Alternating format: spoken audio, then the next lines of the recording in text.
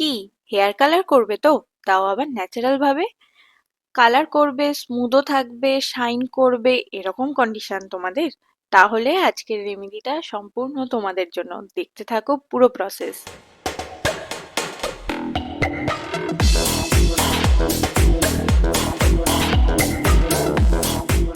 প্রথমেই আমি এখানে 50 গ্রামের মতো হার্ড যে খয়েরটা সেটা নিয়েছি, নিয়ে ওভারনাইট জলে ভিজিয়ে রাখবো।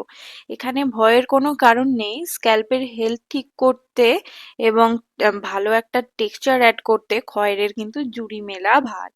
তারপরে যে কালারের মেন ইনগ্রিডিয়েন্টস লাগবে সেটার জন্য হচ্ছে লং, আর ব্ল্যাক টি যেটা খাই তার সেই চা পাতাটা লাগবে প্রায় 3 টেবিল চামচের মতো। তারপরে এর মধ্যে 2 গ্লাস জল অ্যাড করব, করে ফুটিয়ে নিয়ে 1 গ্লাসে নিয়ে আসব। এরপর আমি এখানে পতঞ্জলির হেনাটা ব্যবহার করেছি। এটা কিন্তু ন্যাচারালি চুলের জন্য খুব ভালো কাজ করে। তাছাড়া এটাকে যেহেতু আরো প্রসেস করব, আর এটার কালারটা খুব মিষ্টি আসে আমার কাছে, তা এটা আমার শুটও করেছে ভালো করে। লোহার একটা পাত্রের মধ্যে পুরো হেনাটা দিয়ে নেব। আর এই যে শাইনি একটা হেয়ারের জন্য মেন হচ্ছে এগুলো: আমলা, রিঠা, শিকাকাই, ভৃঙ্গরাজ, জবা পাউডার। সবগুলোই চুলের জন্য যে কতখানি ভালো সেটা আমরা মোটামুটি সবাই জানি। সব জিনিসগুলোই 2 টেবিল চামচ করে অ্যাড করব, আর সাথে নেব 2 টেবিল চামচ কফি। ভালো করে গুঁড়োগুলো ভালো করে মিশিয়ে নেওয়ার পরে এবার যে জলটা বানিয়ে রেখেছিলাম চা পাতার, ওটা হালকা উষ্ণ উষ্ণ থাকতে থাকতে মিক্সড করে নেব। আর যে খয়েরটা ভিজিয়ে রেখেছিলাম সেটাও দিয়ে পুরোটা মাখবো। যেহেতু চামচ দিয়ে বেশি এই প্রসেসটা ভালো করে কমপ্লিট না, তাই আমি হাতেই মাখা শুরু করেছি। এবার মাখার পরে একটা যে কোনো বাসন দিয়ে, যাতে এক্সট্রা হাওয়া বা বাতাস কিছু ঢুকতে না পারে, সেই জন্য ঢেকে রাখবো। আর হাতে ইনস্ট্যান্ট কালারটা জাস্ট দেখো।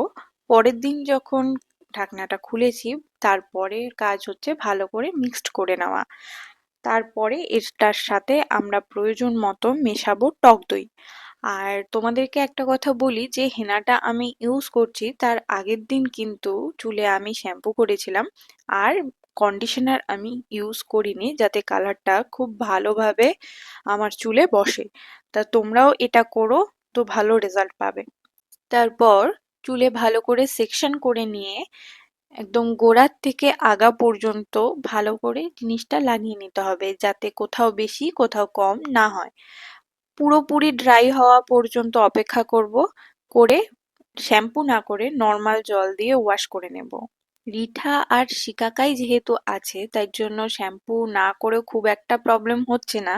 এই অবস্থায় কালারটা ঠিকঠাক বোঝা যাচ্ছে না। 6 ঘন্টার মতো চুলটাকে ফ্রি রেখে দেওয়ার পরে এইবার একটা মেন আসি হেয়ার টনিকে। এটা কি করে বানাচ্ছি? এইবারও নিয়েছি আমি অ্যালোভেরা জেল। তোমরা বাড়িতে অ্যালোভেরার থেকেও জেল বের করে নিতে পারো। আমি পতঞ্জলিরটাই নিয়েছি। এটা আমার এটা ফেস এবং হেয়ারের জন্য দুটোই ভালো। তারপরে নিয়েছি 1 চা চামচের মতো গ্লিসারিন, আর 2 চা চামচের মতো আমন্ড অয়েল, যেটার মধ্যে ভিটামিন ই এক্সট্রাক্ট মেশানো ছিল। এবার এই সব কয়টাকে ভালো করে ফেটিয়ে নিয়ে এই টনিক টাইপের ব্যাপারটা বানিয়ে ভালো করে স্ক্যাল্পে আর সারা চুলে লাগিয়ে প্রায় 10-15 মিনিট একটু মাসাজ করব, যাতে ব্লাড সার্কুলেশনটা ভালো হয়। এইভাবে রেখে দেওয়ার পর সারা রাত্রি রেখে দেবো এভাবে। আর পরের দিন হেয়ারটাকে শ্যাম্পু আর কন্ডিশনার দিয়ে ওয়াশ করব। তারপরের রেজাল্টটা ঠিক এরকমই পাবে বলে দিলাম। একবার ট্রাই করো।